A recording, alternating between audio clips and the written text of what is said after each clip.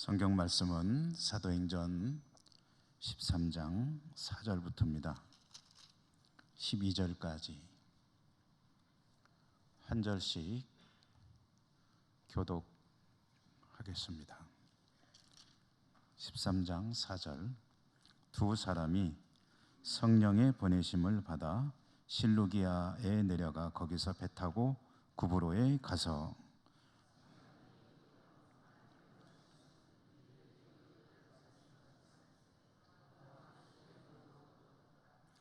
온 섬 가운데로 지나서 바보에 이르러 바예수라 하는 유대인 거짓 선지자인 마술사를 만나니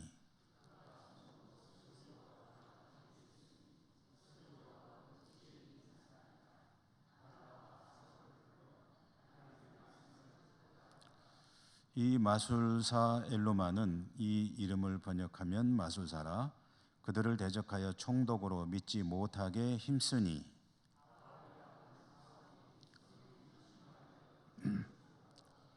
이르되 모든 거짓과 악행이 가득한 자요 마귀의 자식이요 모든 의의 원수여 주의 바른 길을 굽게 하기를 그치지 아니하겠느냐.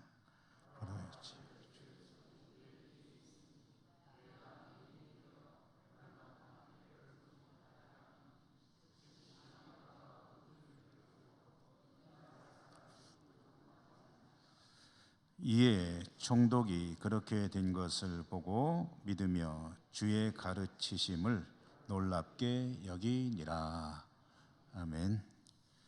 주님 은혜가 함께 하시기를 기원합니다.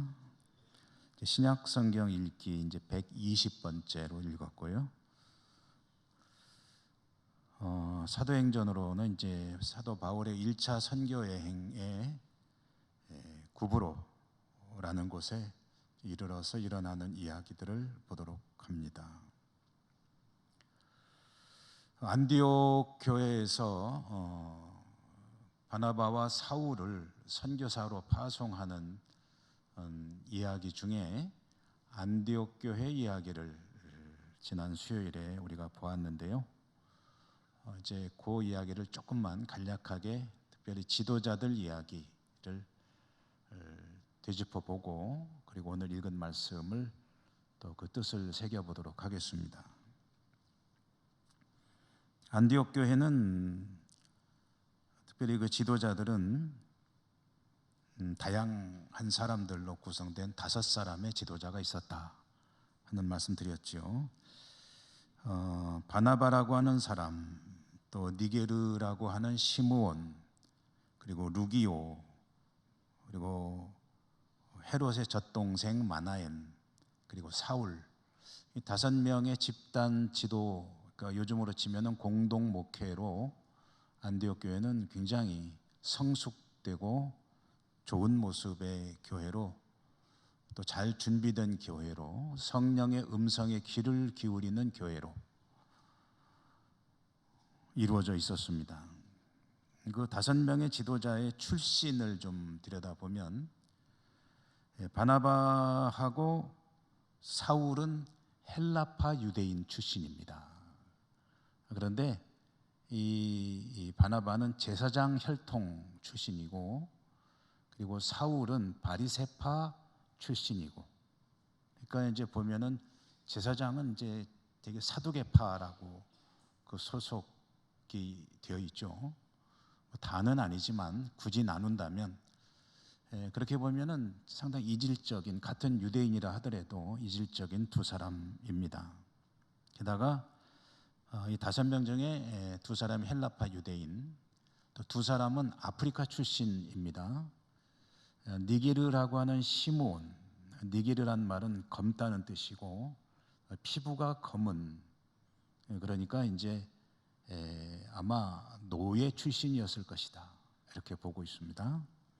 니게르라고 하는 노예 출신의 성도가 지도자가 되어 있고 또 루기오라고 하는 사람은 어떤 사람인지 알 수는 없습니다만은 그러나 아프리카 출신이다라는 것은 이제 알 수가 있고요. 그다음에 또 한 사람은 이제 마나엔은 헤롯의 젖동생이라고 했으니까 교회 입장에서 보면은 반대쪽에 서 있는 사람이죠. 근데 반대쪽에 있는 사람이 회심해서 교회 지도자가 되었고 함께 주의 일을 감당해 나가고 있었다. 그러니까 이 지도자 5명을 소개하는 이유가 뭐냐면 안디옥 교회라는 교회의 구성이 이렇게 복잡했다, 다양했다, 출신 성분으로 따지면 일치를 이루기가 어려운 교회였다. 초대교회 모든 교회들이 가지고 있는 공통적인 문제, 그것은 헬라파와 히브리파, 또 유대인과 이방인, 이런 이질적인 요소들이 같이 모여 있는 것이 이제 초대교회의 그 근본적인 문제입니다. 그런데 안디옥 교회는 그런 갈등 구조 가운데 있지 않고 일치를 이루었는데, 그 일치를 이루는 요인이 뭐냐 하면은 성령의 음성에 귀를 기울이는 교회였다 하는 겁니다. 그들이 금식하며 기도하고 경건에 힘쓰고 예배에 힘쓰고 할 때 가장 그 힘을 쓴 일이 뭐냐면 성령의 음성에 예민한 교회가 되는 것. 그래서 성령께서 너희 중에 2사람을 따로 세워서 내가 시키는 일을 하도록 해라 할 때 그 5명 중에서 사실은 그 실질적인 지도자라고 할 수 있을 겁니다. 영적인 그 바나바와 사울 2사람을 아주 과감하게 선교사로 파송하는 이야기를 우리가 보았고요. 교회가 이와 같은 성령님의 음성에 대해서 첫째로는 바르게 들었다는 것, 2번째로는 순종했다는 것은 그건 참 대단한 일이죠. 이렇게 함으로 해서 바나바와 사울이 교회를 떠나게 되었지만 사울의 입장에서는, 사도 바울의 입장에서는 제1차 선교 여행을 떠나게 된 것이다. 그러니까 하나님의 구원 역사가 이렇게 이제 점점 더 구체화되어 가기 시작하고 있다는 것을 이제 보여주는 그런 대목입니다. 여기서 한 가지 또 우리가 좀 보아야 될 것은 뭐냐면, 성경을, 여러분 성경 열심히 보시잖아요. 성경 보면은 이게 사람들의 이야기 아닙니까? 아담과 하와로부터 시작해서 수많은 믿음의 사람들, 그리고 이제 아브라함과 이삭과 야곱과 쭉 이어지는 다윗과 모세, 뭐 이런 수많은 사람들, 선지자들의 이야기들 쭉 사람들의 이야기인데, 사실은 이 성경을 읽으면서 사람들의 이야기를 읽으면은 그건 조금 시각이 빗나가는 거라고 할 수가 있습니다. 사람들의 이야기 뒤에서 그 일 역사를 이루어 가시는 하나님을 볼 수 있어야 성경을 바르게 읽는 것이 됩니다.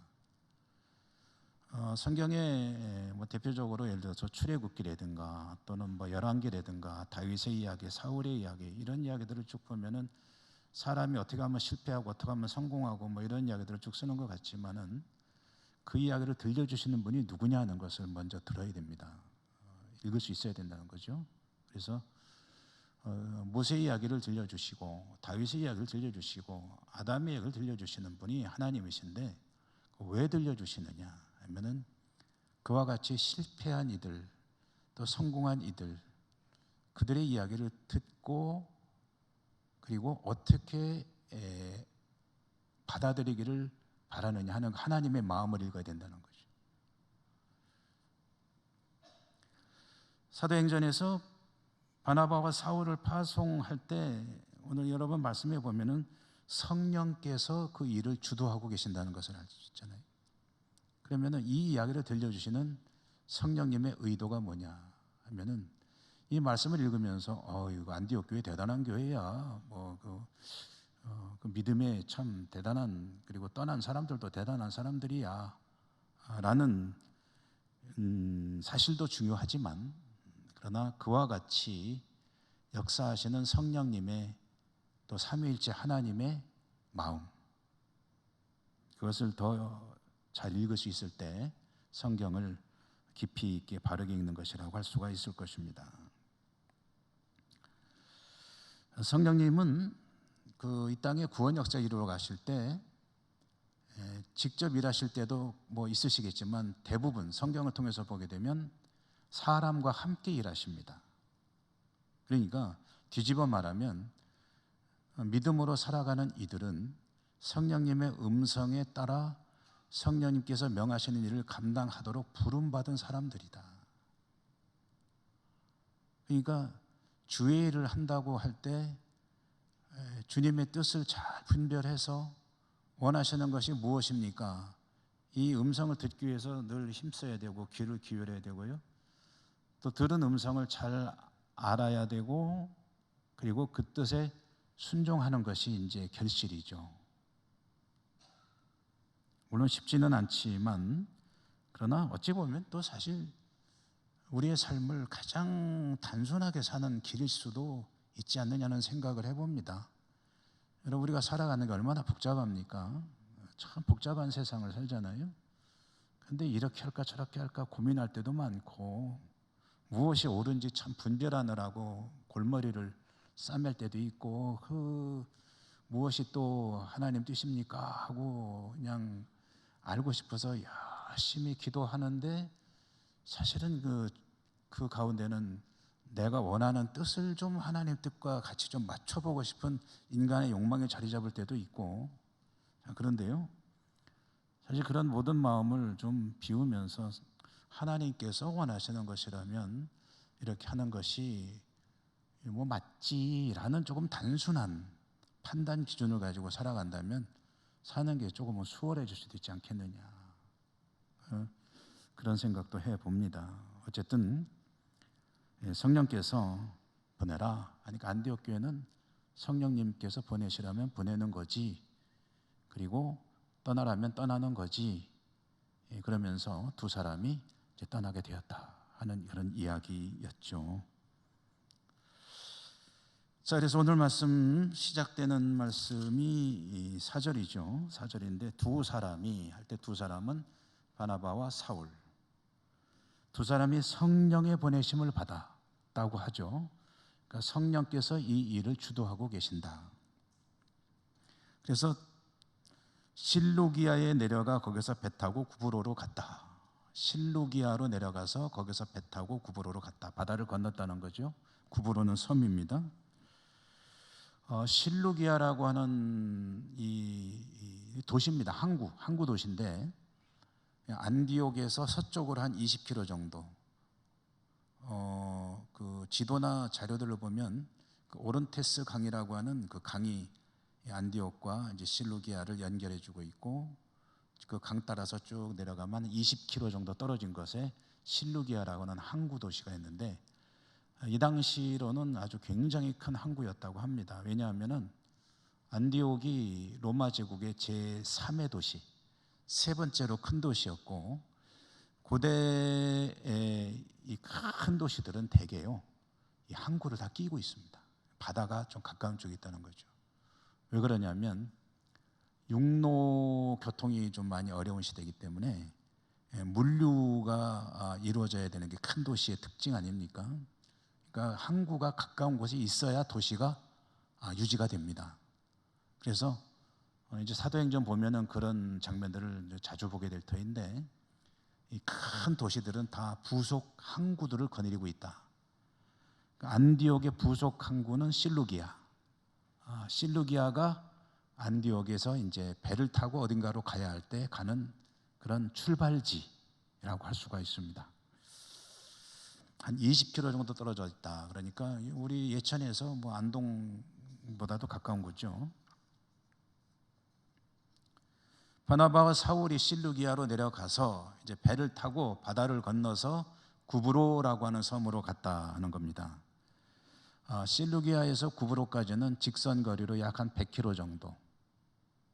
배 타고 100km로 가느냐 하면 그건 아닙니다. 항로라는 게 있죠. 항로, 그 당시의 자료를 보면 항로의 총 길이는 한 210km 정도 됐다고 합니다. 그러니까 2배 정도 되는 그런 배로 여행을 해야 구브로에 도착할 수가 있었다. 방향으로 따지면 이 선교 여행에 관한 지도도 좀 이제 한번 보고 할 텐데요. 오늘은 지도를 보진 않겠습니다만은 안디옥에서 서쪽으로 가서 항구 실루기아에서 배를 타고 다시 서쪽으로 계속 가는 겁니다. 가가지고 이제 도착하는 것이 지중해에서 또 역시 세 번째로 큰 섬입니다. 지중해에서 세 번째로 큰 섬인 구브로, 키프로스라고도 하고 영어로 보통 사이프러스라고도 하는 이 구브로라고 하는 섬에 당도했습니다. 실루기아에서 이 구브로로 가게 되면은 제일 먼저 만나는 또 항구죠. 배가 닿는 곳이 살라미스라고 하는, 성경에서는 살라미라고 되어 있는데 살라미라고 하는 도시이고요. 바나바와 사울은 이 살라미에서 첫 번째 사역을 감당했다 하는 건데, 이 구브로라는 섬이 이제 얼마나 큰 섬이냐 하고 제가 또 좀 찾아보니까 이게 좌우로 고구마처럼 생겼습니다. 고구마에다가 이제 싹이 하나 쑥 나오는 것처럼 생긴, 다음에 지도 또 한번 보면 보실 수 있겠지만, 이 실루기아에서 가서 맞은편 도착하는 항구가 살라미인데, 이 구브로의 좌우를 동과 서를 횡단하면 한 230km 정도, 그리고 남과 북을 또 이렇게 딱 자르면 한 100km 정도. 그러니까 길이가 한 230km, 높이가 한 100km 정도 되는 그런 이제 사각 타원형 형태의 아주 섬이니까 굉장히 큽니다. 우리나라 섬 이제 제주도에다 대비해 본다면, 제주도가 동서로 약 한 얼마나 된다고 생각하세요? 동서로 약 한 그런 거 한 번도 뭐 따져본 적이 없으니까 뭐 얼마가 되거나 말거나 내 인생하고 무슨 상관이 있느냐. 그런데 동서로 73km입니다. 제주도가. 그거는 제가 이제 지리 그 자료를 찾아보니 그렇게 나와 있더라고요. 그 위아래가 남북으로 따지면은 한 30km 정도, 31km 된다고 하니까 이 구브로가 훨씬 큰 거죠. 몇 배 큰 섬이죠. 그러니까 엄청 큰 섬이로구나 하는 것을 알 수가 있습니다. 그 구브로의 동쪽에 배가 닿기 제일 좋은 곳이 이제 살라미라는 항구가 있고, 그 항구에 이르러 바나바와 사울이 하나님의 말씀을 전하는데, 오늘 성경에 보면은 5절에 보면은 살람에 이르러 하나님의 말씀을 유대인의 여러 회당에서 전할세. 살람이라는 도시에 가가지고 회당을 찾아갔다는 거죠. 회당을 찾아가서 복음을 전했다. 그때 요한이라고 하는 사람을 수행원으로 두었더라. 이제 수행원은 이제 일종의 조수 겸 또 심부름도 좀 하고 그러는 젊은 친구를 데리고 갔다, 그런 뜻으로 이해하면 되겠습니다. 이 살라미는 이 구브로 섬에서 양대 도시라고 할 수가 있습니다. 동쪽 끝에 살라미, 서쪽 끝에 이제 좀 이따 말씀드릴 바보, 이름이 좀 그렇죠. 바보라고 하는 도시가 있고, 동쪽 끝에는 살라미가 있는데, 이제 이 두 도시가 중심입니다. 처음에는 살라미가 구브로의 수도였다가 지진이 심하게 나는 바람에 도시가 많이 좀 문제가 생겼고, 그래서 이 바보라는 곳으로 이제 수도를 삼은 거고요. 바보의 총독이 거기에 머물고 있었다라고 합니다. 바나바와 사울이 이 살라미에서 회당을 찾아다니면서 복음을 전했다고 했는데, 여러 회당이라고 했으니까 회당이 많이 있었구나 하는 것을 알 수가 있습니다. 회당들. 회당이 여러 개 있었다는 얘기는 무슨 얘기냐면요, 이 살라미에 유대인들이 많이 살고 있다는 뜻입니다. 유대인들이 상당수 거주하고 있었다. 그러니까 구브로에 유대인들이 많이 있었고, 살라미에도 많이 있었고, 살라미에 유대인들이 많기 때문에 회당이 여러 곳이 있었다라는 그런 이야기입니다. 이 회당에 대해서는 사도행전에 뭐 복음서에서도 많이 나오지만, 사도행전이나 서신서나 어디서는 많이 나오고, 신약 성경에서는 회당의 개념을 좀 잘 이해하는 것이 필요합니다. 그래서 우리는 성경을 좀 공부도 한다는 차원에서 좀 읽어나가고 있기 때문에 회당 이야기를 여러분에게 또 좀 드리도록 꼭 하겠습니다. 회당 얘기를 하려면은 먼저 성전 얘기를 해야 됩니다. 그래서 성전과 회당, 성전은 뭐고 회당은 뭐냐 할 때 성전 얘기는 또 좀 더 자주 하는 편이죠. 산발적으로 말씀드리는데 간략하게 다시 한번 또 말씀을 드리겠습니다. 성전은 솔로몬이 최초로 건축을 했죠. 솔로몬이 최초로 건축을 했고, 이 성전을 처음으로 짓고 싶어한 사람은 다윗이었습니다. 다윗이 짓고 싶었는데 하나님께서 허락하지 않으셨고 네 아들이 지을 것이다. 그래서 솔로몬으로 하여금 성전을 짓게 하셨죠. 다윗은 솔로몬이 성전을 짓기 위해서 필요한 기초 작업을 많이 해놨습니다. 건축 자재도 확보하고 그러면서 많이 준비를 했기 때문에 그 뒤 솔로몬이 이어서 성전을 지을 때 굉장히 큰 힘이 됐을 겁니다. 그러니까 자기 혼자 하는 것보다 아버지가 준비해 놓은 걸 가지고 하니까 훨씬 좀 수월하게, 그런 의미에서 수월하게 성전을 지을 수 있었죠. 그렇게 지어진 성전이 아주 훌륭한 그런 건물로 지어졌습니다. 그래서 이 성전을 보통 부를 때 뭐라고 하냐면은 솔로몬 성전이라고 부르기도 하고 제1성전이라고 부르기도 합니다.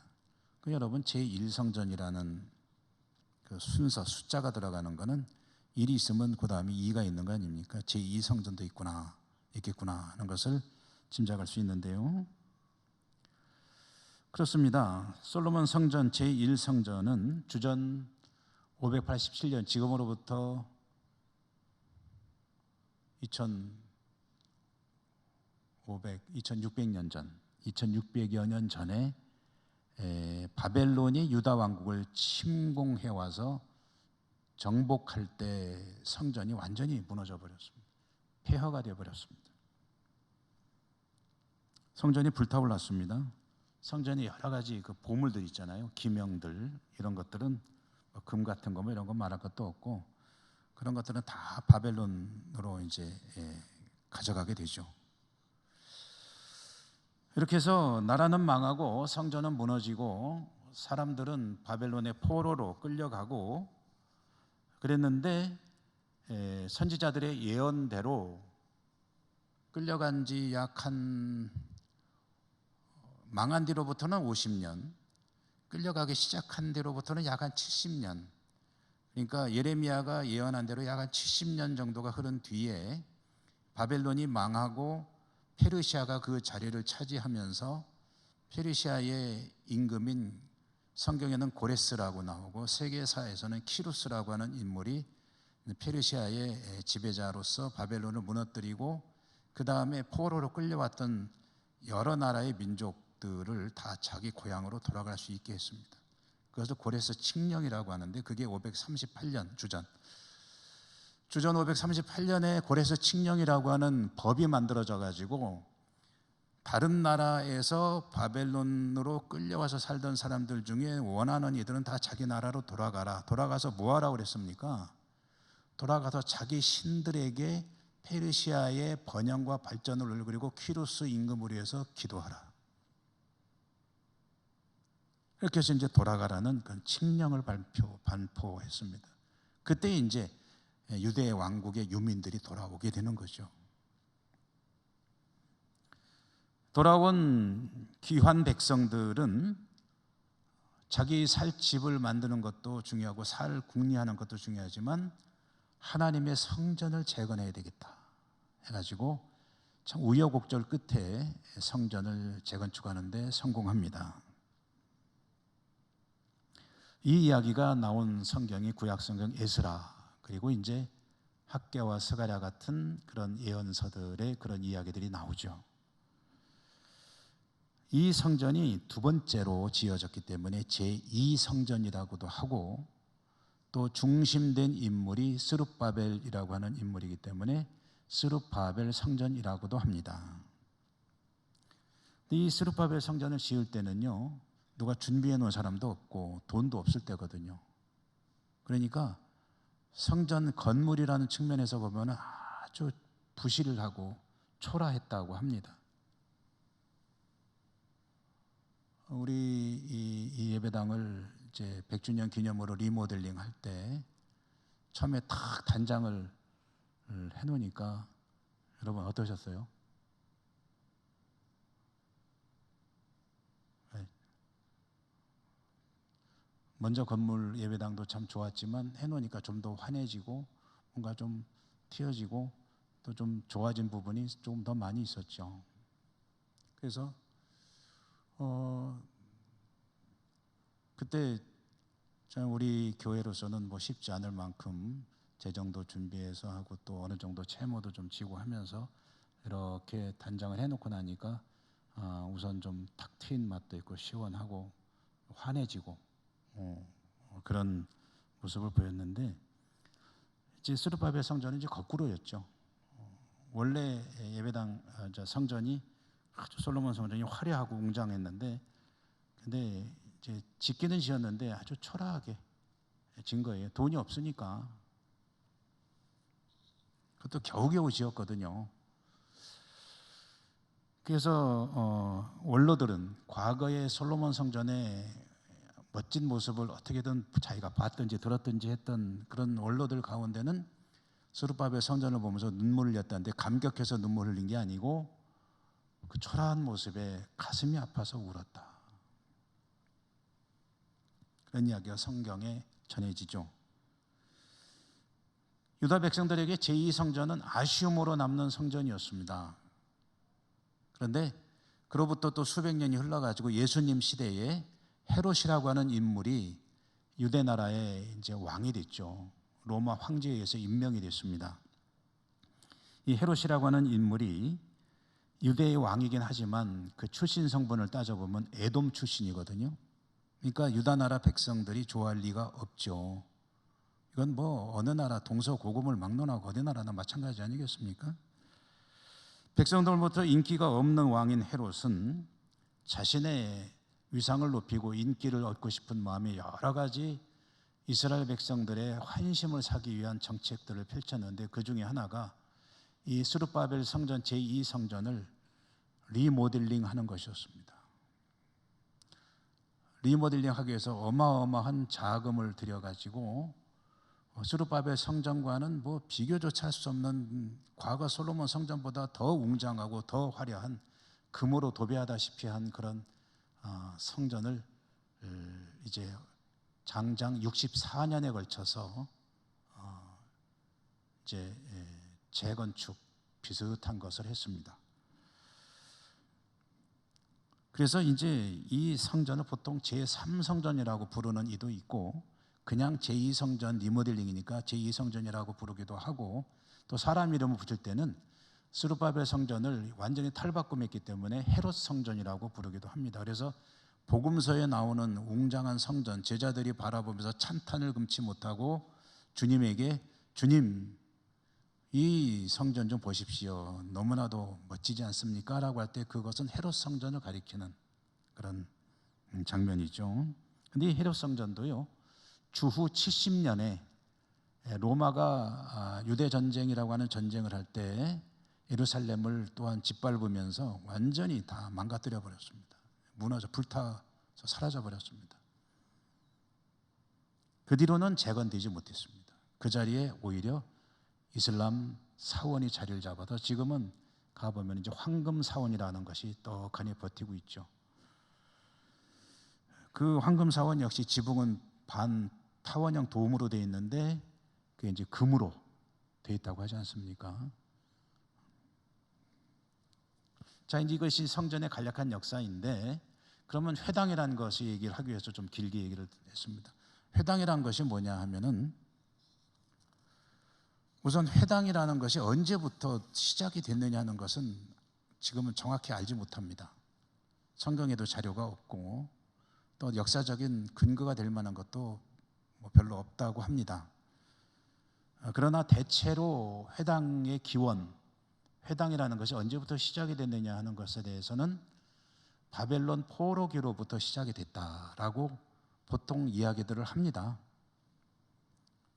그럼 바벨론 포로기 회당이라는 게 도대체 왜 생겼느냐 하면은요, 바벨론의 포로로 끌려간 이스라엘 유다 왕국의 유민들이죠. 이 사람들이 그래도 어쨌든 신앙은 있기 때문에 하나님께 나가서 제사를 드려야 될 텐데, 우선 성전이 무너졌습니다. 불타버렸습니다. 그러면 어떻게 하면 되냐면 그 성전이 무너져 불탄 자리라도 와서 거기서라도 제사를 지내고 싶은 마음이 있습니다. 그 자리라도 가면 하나님께서 임재하시던 곳이므로 거기가 하나님을 만날 수 있는 유일한 뭔가 신락 같은 가능성이라도 있는 곳이라는 생각을 하고 그 자리를 가고 싶은 거예요. 그러니까 지금도 여러분 그 이스라엘의 성지 답사를 가보면은 그 통곡의 벽이라고 하는 그 데가 있거든요. 그럼 유대인들이 거기 와서 그 종이에다가 자기 기도 제목을 써가지고 그 돌들 사이에다가 끼워놨는데 거기가 어디냐면은 성전의 과거에 성전이 있던 자리에 서쪽 벽입니다. 서쪽 벽도 돌도 없고 맨 밑에 한두 층 정도만 그 당시 돌이 남아 있다고 하기 때문에 그러니까 하나님의 성전의 자리를 요만큼이라도 느껴볼 수 있는 유일한 실마리가 있는 곳이 그 통곡의 벽입니다. 그곳에 와서 성전의 재건과 다시 메시아가 오시기를 아직 안 오셨다고 생각하니까 유대인들은 거기서 이제 기도를 드리는 거죠. 그런데 울면서 기도를 하니까 그 서쪽 벽을 보통 통곡의 벽이라고들 말하곤 합니다.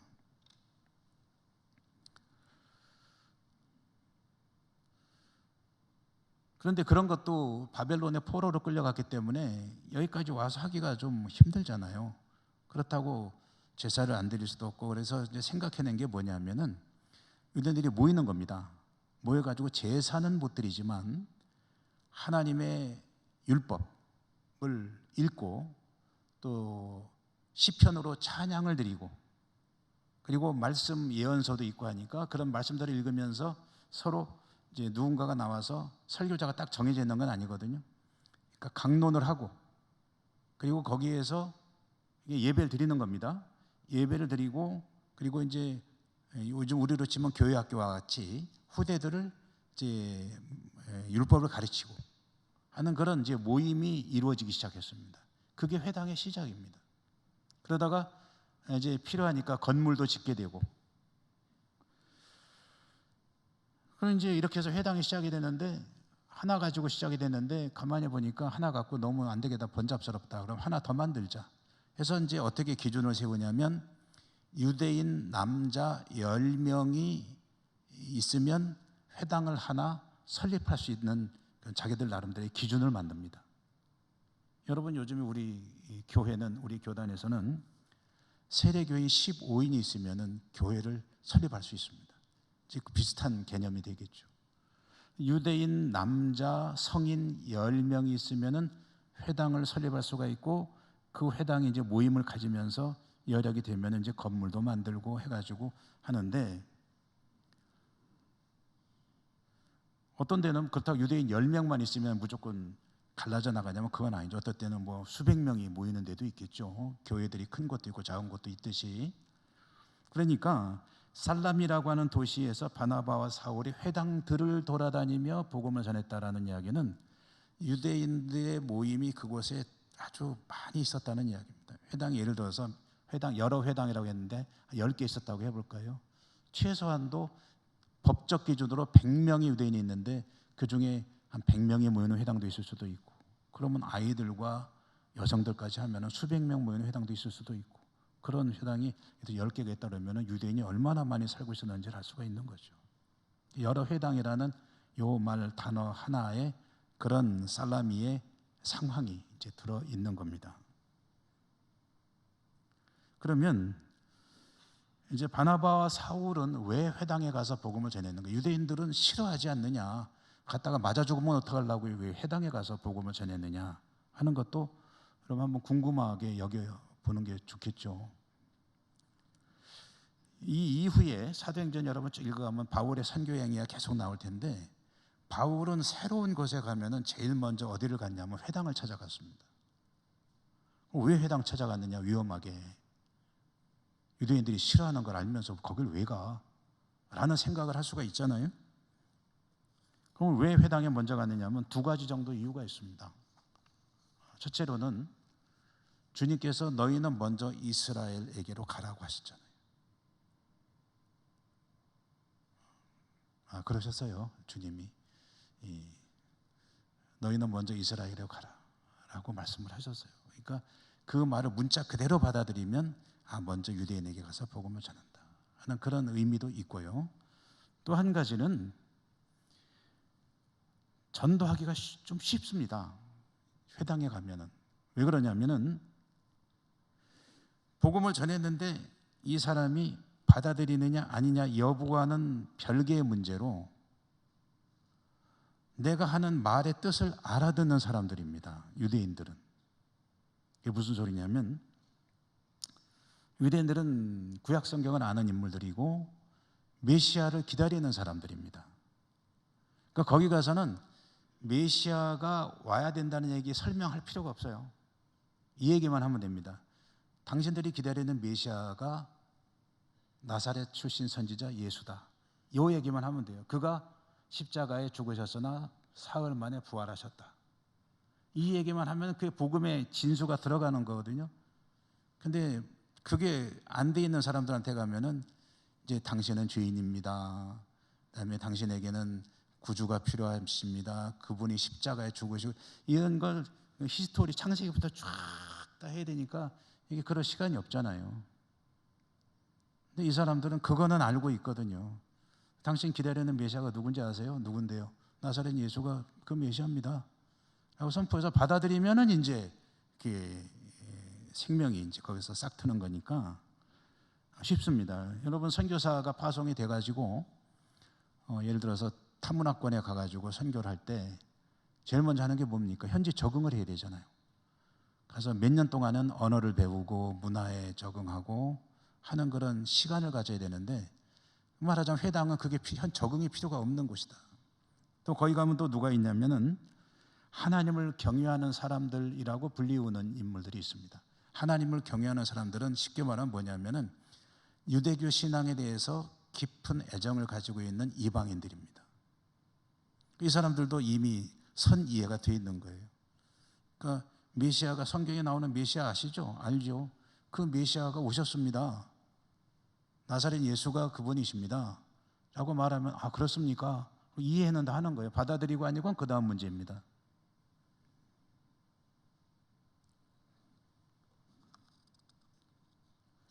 그런 하나님을 경외하는 사람의 대표적인 인물이 바로 고넬료죠. 고넬료.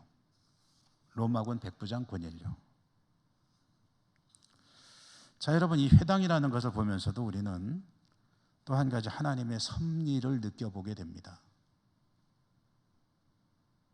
이 회당은 사도 바울이 보시면 아시겠지만 앞으로 읽어나가면서 가는 도시마다 웬만한 유대인이 사는 곳은 다 있습니다.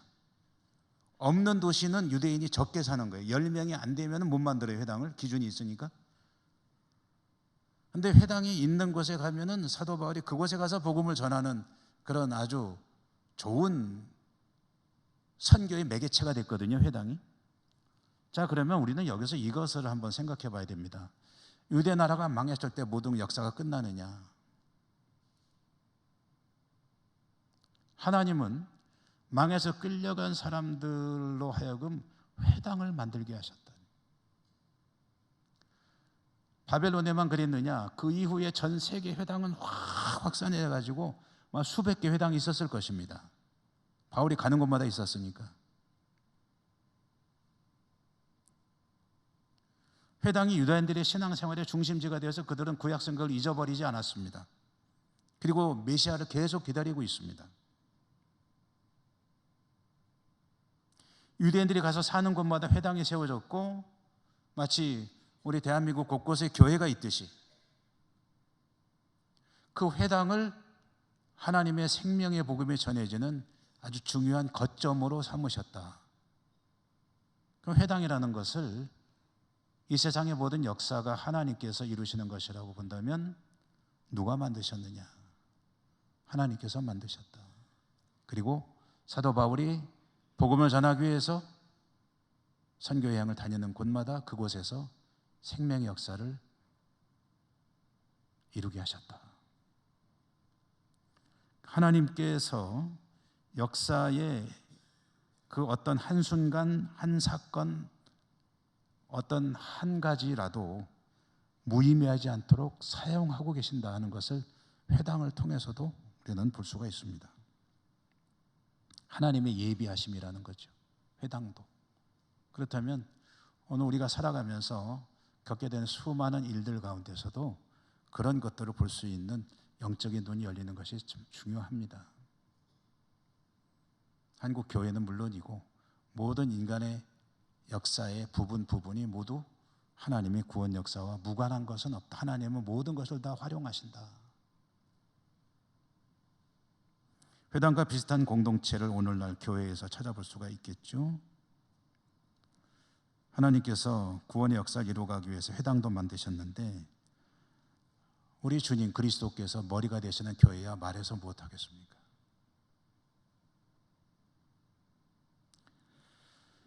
우리 교회도 하나님의 구원 역사를 위해서 세우신 귀한 생명의 도구가 되어야 할 줄로 믿습니다. 바나바와 사울이 살라미 회당들에서 복음을 전했고요. 또 6절에 보면은 온 섬 가운데로 지났다고 하는데 이것은 이들이 동에서 서로 횡단에 가서 바보라는 곳으로 가거든요. 가면서 이것저것에서 또 선교 활동을 했다는 이야기이고요. 그렇게 횡단하면서 복음을 전한 그들이 바보에 이르렀을 때에 바보에는 총독 서기오 바울이 있고 서기오 바울의 측근이라고 할 수 있는 바예수라고 하는 인물도 있었다.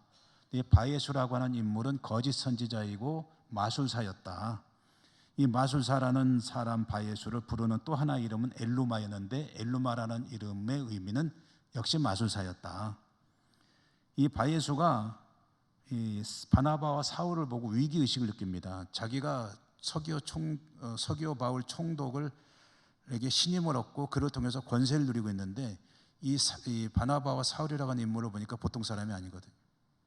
위기의식을 느끼고 서기오 바울과 이 선교사들을 차단을 하려고 하다가 오늘 말씀 9절에 보면은 사울이 그를 크게 책망했다고 합니다. 저주하다시피 책망을 하고 바라볼 때 하나님께서 그를 징계하십니다. 그러니까 바라본 거는